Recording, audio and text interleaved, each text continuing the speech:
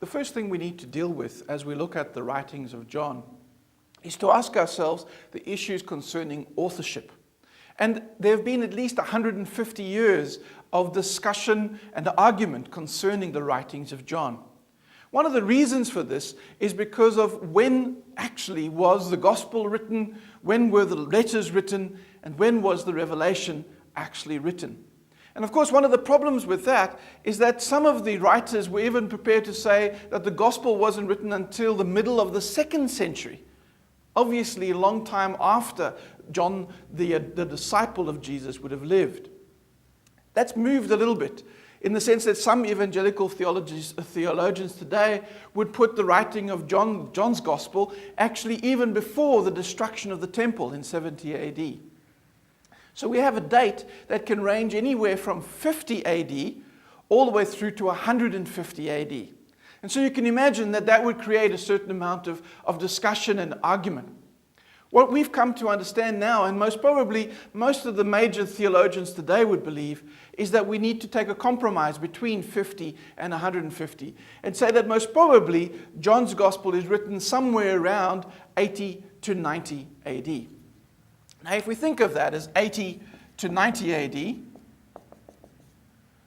and then we again add to that, most probably Jesus was crucified, died, and resurrected somewhere around 30 or 33 AD, we can see that the gospel then is written 50 to 60 years after Jesus. Now, for many scholars, that's very hard to deal with. But more than that is to understand the concept of authorship. Because if John wrote it, then he wrote it 60 years after the events. So how old was he when he was the disciple of Jesus? It argues then for a much earlier date.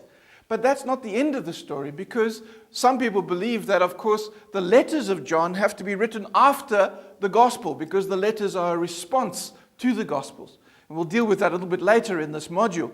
But if that's the case, then the letters are written somewhere between 90 and 100 AD.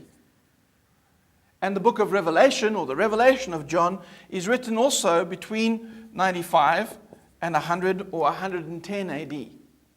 If that's the case, then John would have already been in his 90s when he wrote the Revelation.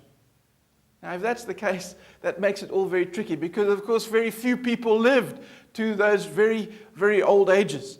And even at that point, the concept of being able to see and be able to write and all those concepts come into play. And so we have some very big problems with the issue of the authorship of John's Gospel.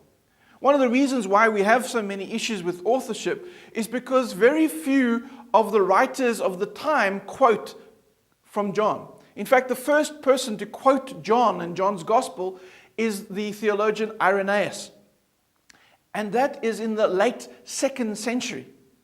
Now, if in fact it's only quoted in the late 2nd century, that gives us a much later date than the pre-70 AD. So you can see that there's issues of authorship. Some people have argued that in fact John, the disciple of Jesus, wasn't the author. That there were other authors, potentially that there was an author who was maybe a disciple of John. Maybe it was another John, a John sometimes known as John the Just, who was in Jerusalem. Possibly even someone like Lazarus has been mentioned as a possible writer of these Gospels, of these writings. None of them seem to really weigh well in terms of evidence. What we need to see is that from the early church onwards, so from Irenaeus onwards, there was no question that the gospel, the 3 letters, and the Revelation were written by John. The Revelation, though, did have some issues.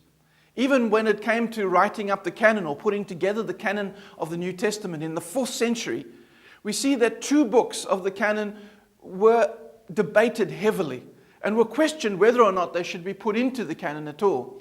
Those 2 books were the books of James and the Revelation of John.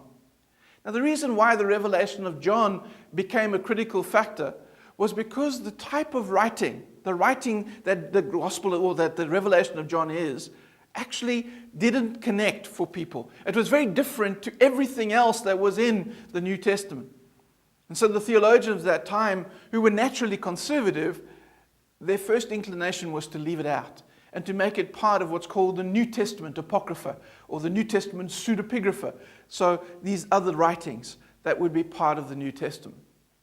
In the end, the vote said, no, let's put the Revelation in. And so that's how we ended up with the Revelation in the New Testament. In fact, something similar happened during the Reformation. When Martin Luther was putting together his German version of the Bible, he again had the same questions that the church council had had in the 4th century about whether or not to keep Revelation in the canon. He again made that same decision, that it had been part of the tradition of the church for so long, and that the ascription to John, the disciple of Jesus, was so clear that most probably it was written by him and therefore should be in the canon as a first-person witness, as an eyewitness to Jesus and to his connections. And so we see that he puts in Revelation into it. So what can we say? Well, for me, I believe that we need to understand that the disciples, when they were called by Jesus, were not bearded men. They were not 25, 30, 40-year-old men who were called by Jesus. We need to understand that Jesus himself most probably was only over 30. And so if he was only over 30, what are the disciples that he would call who would be the ones who would follow after him? Well, if we look at the tradition of that time, if we look at the ways in which rabbis used to call their disciples, they certainly didn't do so by calling 40-year-olds. What they did was they actually collected disciples around them who were still in their teens. In fact, for a Jewish boy became a man at the age of 13.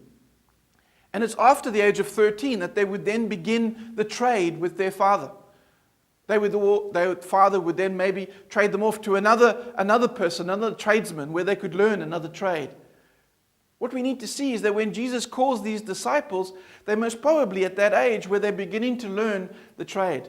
As we hear, John was a fisherman.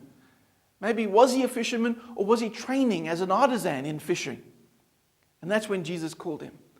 In that sense, maybe John was as young as 14 when Jesus called him. If he was as young as 14, then it does make sense that he could still keep writing even into the late 90s. Because at that point then he would still only have been in his late 70s, early 80s before he got to that stage. A much more connected possibility. And so my belief is that John is the writer of all 5 of the books.